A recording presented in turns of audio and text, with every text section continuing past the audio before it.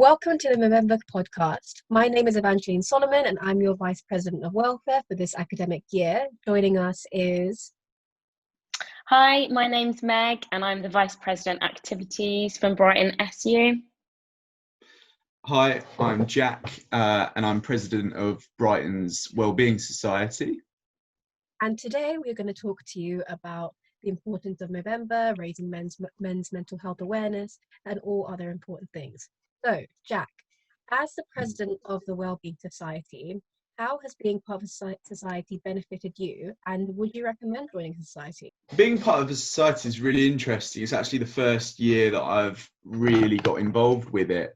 And I think it is really important for students to kind of get involved with societies, because I think uni can be quite isolating sometimes, and it's just besides your house and your course mates, it's giving you an opportunity to sort of meet other people, and generally societies are a lot more interest specific. Obviously you have an interest in what you're doing in your course, otherwise why are you doing it?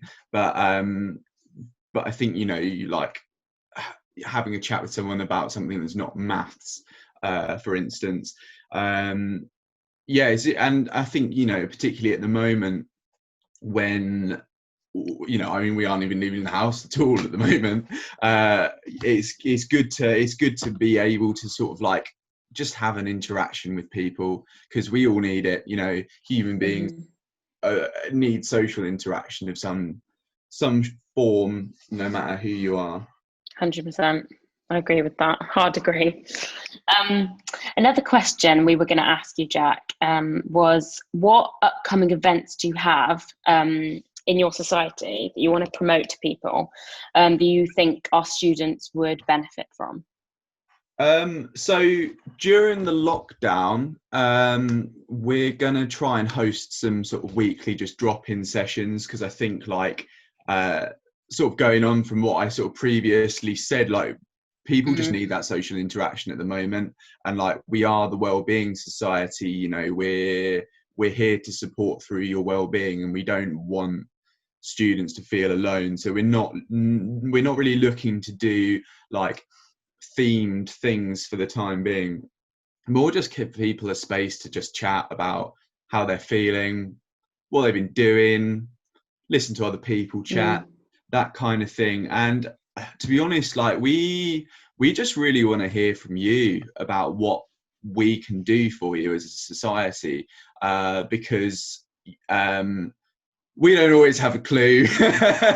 It's all very new for us, and we're just trying to figure it out. So we kind of just want to sort of float that out to the people and just sort of say, what can we do for you? How can we help you and your well-being, and have fun? Yeah, sometimes it's nice to just have a general chat, whatever it's about, just to have that connection. Sorry, Evangeline, what are you going to say? No, definitely. I was basically going to echo exactly what you said, Meg, just in the fact that especially with the changes of lockdown, the fact that we aren't actually able to leave our houses for regular purposes, I guess, it's important to engage in conversation. So I guess that just leads me on to my next question. And so as a man, and when it comes to speaking about these things, speaking about how you're feeling, what struggles do you feel like you face when opening up about your mental health? Well, I feel from the start, it's almost you have to psych yourself up to talk about these things. I've got this. For whatever reason that I can't put my finger on, there is a real sort of stigma around men, and just talking about the way that they feel is such a taboo for whatever reason, and I think it's kind of for me the hardest thing you can do is just kind of say I'm not okay. As weird as it sounds, that's just the biggest challenge. And to be fair, I completely get what you're saying. Even though it's only a few words, sometimes that's the hardest thing to say, to open up to somebody. It's a big thing, just saying those few words. So I feel that's the importance of societies and like the great thing about societies, because I'm clearly extremely passionate about societies, but it definitely brings people together, and you've got that community of people like you can see every week, and it's like, oh, like, how's your dog doing, or how's your cow? I don't know, like, you can have those general conversations and create those bonds. So that's why your society is so important, Jack. And I was going to say, I think the thing is, it's not just like, because you can have like, there's been so many situations where you meet up with your friends and you sit with your friends and it's like, you know, oh, how are you doing? I'm fine. And like, you know, I'm not fine. If anything, you know, like there's been times where I've told people I'm absolutely fine and put a smile on my face when I've been like crying in my bed for like 2 hours in the morning. And it's kind of, I think, as a president of a society, and particularly the nature of the Wellbeing Society, it's about kind of opening up that safe space so that people can talk about these things, because if not, you do just kind of end up being like, you know, everyone's fine, we're all fine, and like no one's fine, you know, like particularly at the moment, I think everyone to an extent or another is not okay. You know, no matter how much you can smile and kind of say I'm getting on with it, you know, we're all struggling. I think that's just the importance of going beyond. So, for example, there's something we can do as a society, which is when someone asks you the question, it's in the way in which you do it. So when you ask, "You okay?" It's a very, very, very different to when you ask, "Are you okay?" When you give that eye contact, when you give that explanation of caring, because it's those little things that we as individuals can do to help one another open up. Because, like both of you said earlier, it is difficult to even get a couple of the words out. So I think it's just how we approaching one another at the topic, how we allowing one another to open up about these difficult things. Because reality is, none of us knows what's beneath the surface for each other. So let's try and make it like the most approachable way. Yeah. And I think that, you know, for some people, talking about the way they feel comes quite naturally, whereas I think for a lot of people it's really difficult, you know.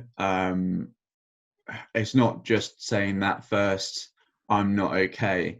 It's telling people how you're not okay, why you're not okay, and the general fear of like opening yourself up to somebody that is going to meet you with nothing, you know, is general, you know, I think is one of the biggest fears, certainly for me. And yeah, so I think there's almost so much anxiety about like making that step and continuing it, that it is just so important, that people can just feel like they have a place where they feel heard, because you know, a lot of people aren't. I feel like there's this massive stigma as well around men and mental health, and like telling men to man up and, you know, not like expressing their feelings or talking about things like. And I feel like as a society we need to do better at that, and stop putting the message out that they need to toughen up. Like even some of the biggest celebrities and public figures are saying things like that. I'm going on a tangent now, but you get what I'm saying. But No, it is and 100% the case. And you know, I've worked in environments where, like, you know, you don't talk about these things. It's all very, you know, locker room chat. We're all good. Whatever's going on outside of, you know, whatever's going on behind closed doors stays behind closed doors. And yeah, it's not benefiting anyone, you know. Essentially you're all people who are struggling silently because you're all too, I don't know, conditioned or stubborn or scared to actually just turn around and talk about things. Yeah. How do you think then, from your perspective, like we can change the way society views like men and mental health, and to get rid of that stigma? How do you think society can change? Big question. That is a really good question. Me personally, I think it's just about like, I think it's that you just need certain people to just take that leap and just talk about the way they feel.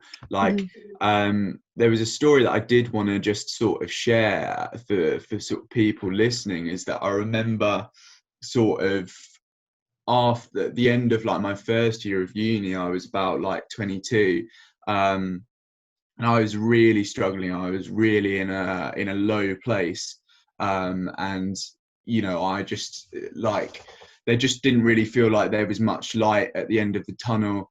And I just remember like I called my dad up one day, and he just like, he could just tell on the phone that like that something was really wrong, and he literally was just like, I'm gonna come and get you tomorrow, like whatever's going on, drop it, like I'm gonna come and get you. And he took me back home, and he basically, he just sort of like, he just said like, I know what you're going through. I haven't spoken to this about it with you, but I've suffered from depression. Sorry, Dad, if you're listening, I'm just outing you. But like, he spoke about his own troubles, and I think to have like a man who you hugely respect actually just talk about themselves and realize that, like, you know, somebody that you almost look to, you know, as a way that you should behave and be, is opening up about the way they feel. And it just, at that point, I realized that, you know, it's okay.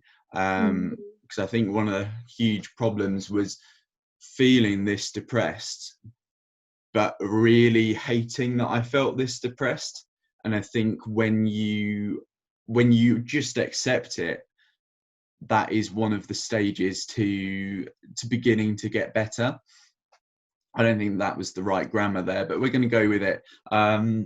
So yeah, I think, going back to your question, Meg, I think there just needs to be men who just take that leap and just open up and say, you know, we have, you know, I've got depression, I'm struggling. And that's kind of why when you approached me, I wanted to do this, to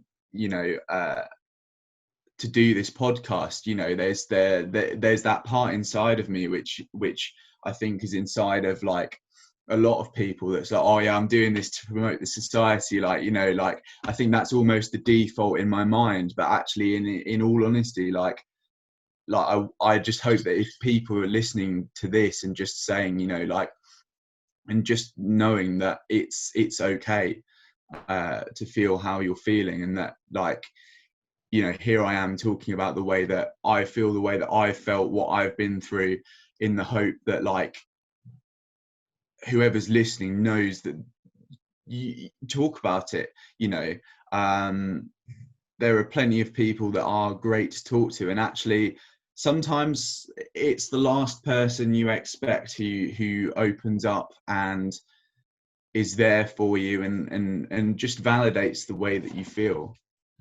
And that's, I think, if we had a lot more men doing that, I think it would make it okay, you know. Yeah. Wow. Thank you for being so open and candid with not only your experience, but also how amazing your dad was. I think it's so powerful that what you were saying, when your role model shows their human side, almost, it makes you feel like everything that you're feeling is okay to feel what you're feeling. Because I think that's what it is. We're constantly running and trying to put up this facade. And I think that's what even lockdown's probably harder, because you're so ready to present yourself from like your shoulder, from your torso up, but what's the rest of yourself feeling? What do you feel like when you press that end button at the call? So you've definitely given us one thing where about saying it's important to accept what you're feeling and to not feel guilty for feeling the way you feel. But then through your personal experience or your friend's experience or anything really, are there any tips or tricks you would like to share with us of how you try and get yourself back to a place of a bit more positivity? Yeah, of course. I mean, it's important, like, first of all, to sort of elaborate the fact that, like, every person's journey through mental health is a very personal journey, and it is very much about learning to know yourself and recognizing yourself and your triggers and what changes. But I mean, for me, it's like I exercise a lot. I put a lot of effort into diet, and I find everyone goes on about this, like, oh, keep your body healthy and your mind will be healthy, and you're always like looking at it, you're like, but actually, I've totally changed my tune on that. Like, if anyone comes to me and they say, yeah, I want to change things, I just say, like, and it's not, because I think people look at exercise and they assume it's like, I've got to sign up to the gym, I've got to be in the gym like 3 or 4 times a week, I've got to be like lifting weights, or I've got to be running like 5Ks, and people have just associated exercise with these huge goals. And it's not, when I say exercise, I'm not saying as soon as this lockdown lifts, go and sign up for the gym, and start getting hench. It's not that. It's take yourself out on a walk a couple of times a week, get the heart rate going a little bit, get fresh air. Like I mean, I do go to the gym, and I do run 5Ks, but that's my choice. But the thing that really makes a difference for me is my dad bought me a pair of hiking boots for Christmas, and ever since then I've gone out hiking like at least once a week. And if there's ever a point where I go more than like a fortnight without hiking, my mental health plummets. And that's not heavy hardcore exercise. That's literally just being outside in the fresh air, a little bit active with my music. And actually it boils back down to my first point of, you're taking that time to really think about yourself and where you're at and how you work as a person. Those would probably be kind of like my 3 main things that I'd sort of recognize, that I'd sort of recommend to people, is that learn to be as in tune with yourself as you can, exercise, but don't exercise in a way that suits you and benefits you, and just try and if you can, just try and cook for yourself, because it's that sense of achievement, and just giving yourself a little bit healthier than takeaways would kind of be my tips to people. Yeah, I totally agree. And like, even though takeaways nice once in a while, if you want to treat yourself after a long week, I do think it's important to, even with the exercise thing, even just putting on your favorite song and dancing, like, and that can boost your serotonin, like just moving about and getting your heart racing. Like you were saying, it doesn't need to be like running and doing all these like weights and 30-day squat challenge and all that like kind of thing. Like, well, these challenges are very much a if you've not achieved it, you've failed kind of thing. And it is about setting yourself, and it's not just exercise based, it's in life, it's about setting yourself small achievable goals, and not trying to go from from 0 to 100, because that's what so many people do, and it's so easy to, because that's what society tells you should be doing. And that's why you need to be, every small step is a huge victory, and that's kind of one of the I'm gonna use that phrase a lot more. I made it up on the spot, and I think it's I'm gonna get it up on my wall, and it'll be the new live, laugh, love. Tattoo. Yeah, I'll get some interesting like sort of squiggly writing. It will be great. Maybe some like little feet as well. I'm getting too tangenty now. But yeah, like that's why being in tune with yourself is so important, because it's just thinking like, where was I a month ago? Where was I a week ago? And how am I doing compared to then? How far have I come personally? People quite often look at like, oh, what about my friend who sits doing like 5 hours a week, 5 hours and 5 hours a week, 5 hours a day straight on their laptop studying, and that's good for them. But if you have been so down, you haven't been studying at all, and you do half an hour, whatever it is, that's victory. That's monumentous, and you should always be really proud of yourself for that. Yeah, definitely. I feel like that kind of brings me on to my next question about like comparing yourself on social media, and how so, like, it's a known fact that since iPhones have come out and people addicted to Facebook, like people in high school and even primary school are seeing images on Instagram, or like just comparing themselves in people's lives. Like, how do you think social media has changed people's mental health? That's my question, really. Well, how much time have we got? First of all, before I say all of this, it might come across hypocritical, because I am on social media. I'm on Facebook and Instagram, and I have Snapchat. I'm down with the kids. I'm cool. I'm happening. But yeah, there's like, it is just that element of like, people are portraying a version of themselves that is not the true story. I think we do it to an extent in life, but particularly on social media, I've heard this floated around a lot, that like your Instagram particularly it's your brand, like my Instagram photos, for instance, it's always me wearing a nice outfit.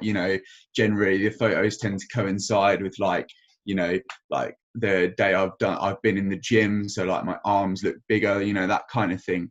And so I'm as much a victim of it as everyone else, but it's not, I'm not taking photos of the times when I'm sat there in my pajamas with a tub of Ben and Jerry's, and so what we're doing is I think people then look at these false identities and these false portrayals that they see of these like smiling, happy, tanned, beautifully dressed people. And they think, why don't I look like that? Why am I not like that? And the truth is, half the time these people aren't like that. They just have captured a good moment. So there is just, we live in a society where we're constantly comparing and competing against one another. And I think social media just exacerbates that, because it's always trying to get ahead. And you have to kind of, it's really difficult, but you have to kind of just detach yourself from that. And I don't do it, I'm constantly seeing people's Instagram posts and being like, oh, they dress better than me, their hair's nicer than me, like they've got a fuller beards, they've spent more time in the gym, like etc. Because I think it's normal, it's human nature. We've all got those insecurities, but it's almost just kind of accepting that like we can't, it's not healthy to do it. And that actually, I'm not saying this about me necessarily, because it would be really arrogant, but like 9 times out of 10, you're looking at someone's photos being like, why can't I be them? Whilst they're looking at your photos thinking the exact same thing. I think that's really powerful because I can't remember who told me the saying, but it was saying that don't compare someone else's highlight reel to your behind the scenes. And it's Yes. just that idea of saying that Instagram and social media and all these things are there to showcase the good. It's impossible to say that you'll get the good without embracing some of the bad. So I think especially with that, but then I guess that kind of leads me on to another question, which is, so so given how much of a detriment social media can have um when used, however, to be fair, can always be bad things whatever you do. How do you think that's affected like lockdown and the detriment it's had on certain people, to now the fact that we aren't leaving the house, we are asked to spend more of our time online? What difficulties do you think that poses for ourselves, and what could we do to like proactively try and avoid us from getting too immersed into social media and engulfing in everyone else's highlight reel, if you would?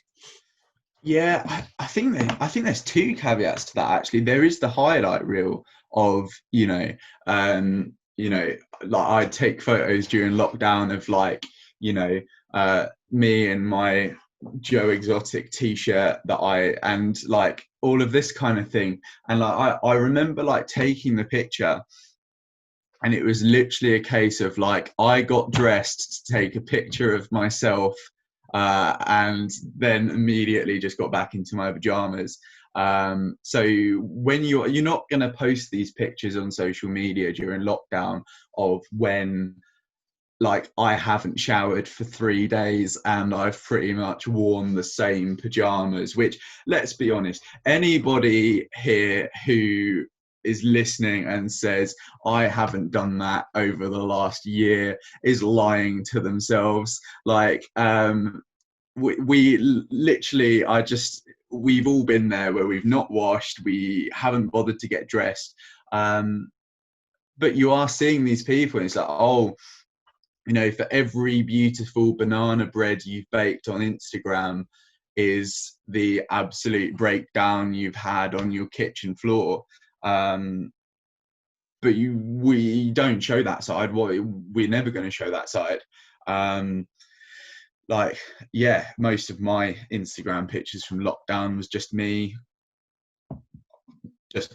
really looking. It's weird as well. Like, I feel like a lot of the time when families, for example, post family photos, like we're having the best time in Spain or whatever, and then like 5 minutes after they have 5 minutes. Yeah, and the kids are screaming, the mum's like in a bad mood, the dad, walks off. You know what I mean? Things like that. It's so funny. I mean, it's not funny because it's showing a fake kind of facade, as Evangeline was saying, but it does kind of make me laugh because you have to think about that instead of comparing yourself. Just think, well, they're a person, they've also got their own problems. Even celebrities, you know what I mean? Like, yeah, I mean, celebrities is a weird one, isn't it? Because these people just like, I know for me, and I think this is probably like, it sort of leads back to almost the like men and mental health aspect. So I spend my time in the gym, and I put the hours in, and I get the diet right, and all of this kind of thing. And then you go and watch, I love the Marvel films, for instance, and you go and look at, Chris Hemsworth, or, I've momentarily forgotten the name of all of the actors. But yeah, like you look at Chris Hemsworth and you just think to yourself, why don't I look like that? And in reality, these people are paid like millions of pounds to do nothing else but work out. And these topless scenes that you see where they've got their abs and their muscles are popping, they do a workout in the morning, and they've starved themselves for 12 hours. They're not even drinking water so that their stomach can look like that. And it's these unrealistic expectations that we're seeing and we're striving towards. I don't think, to be fair, I don't think this is just men. Obviously you've got like people like the Kardashians who there's a lot of cosmetic surgery involved there, I'm going to hazard a guess. But it's only really, most of the time you look at these like these muscle bound superheroes, your Captain Americas, and you look at like, your isn't it funny that I can think of an attractive man off the top of my head and I cannot for the life of me think of an attractive woman? Clearly my subconscious is trying to tell me something. But you look at your Scarlett Johanssons, for instance, and these pictures you're seeing on Instagram, these shots you're seeing in the films, they're not real. Mm-hmm. By any means, and half the time they look this way because they're being paid millions of pounds to look this way. And I think that's something that's, you look at the Instagrams of these celebrities and you just either forget it or you don't know it. So during lockdown, I got really like self-conscious because I was just seeing all of these people in lockdown and I was like, and I just felt so inadequate, and I had to have somebody else point out to me what all of it's fake, basically, to actually realize, hold on a minute, yeah, of course I'm never going to look like Chris Hemsworth because I'm not being paid millions of pounds to be Thor. And it was really quite liberating for me. And I genuinely, I've never felt better about myself ever since that sort of like realization, really. I think that's really interesting. It's just the fact that when we dwell on our own thoughts for so long and when we're internalizing all these things, I think it just goes back to perspective and how much you're actually opening yourself up. Because when social media is providing you with these picture perfect things of like the Kardashians and Avengers and all these different things in which we're meant to be aspiring to get to, but like you said, it's aspiring for unrealism. Like it's not something that's achievable on our own, like without being paid a gazillion. I don't know what the monetary value is behind that level of body fat index, but but it's something that like it's something we shouldn't set our standards to. And also it's all things that the extent you can spend hours and hours and hours on modifying, editing your external exterior, but what about the internal aspect of you? What about your heart? What about your mind? What about the healthy eating habits and the things that will literally contribute to you being able to feel and be happier? I think that's the biggest takeaway we can take from this conversation, is just the fact that though there is a lockdown, though there is uncertainty, though there's opportunities to dwell on other people's lives, you only get this chance to live your own life. You get to admire and be a part of your behind the scenes. So do whatever you can to authentically be yourself, to healthily achieve your own highlight reel, because that's all that matters. Because when you progress, when you go on in life and you're looking at your own highlight reel, you're going to know what's there. You're going to know all the little contributing factors that took you to capture that picture, and are you going to look back and smile? And I think that's what we need to do. We need to allow ourselves chances to talk to one another, join the wellbeing society, and yeah, just provide each other with an atmosphere that we know that we would prosper in, because it'll benefit each other. That was a little rant from me, but I don't know, it's just been really, really inspiring talking to you, Jack, and thank you so much for your candor. I think what you've said is 100% the truth. The only person that really matters is you and how you perceive yourself.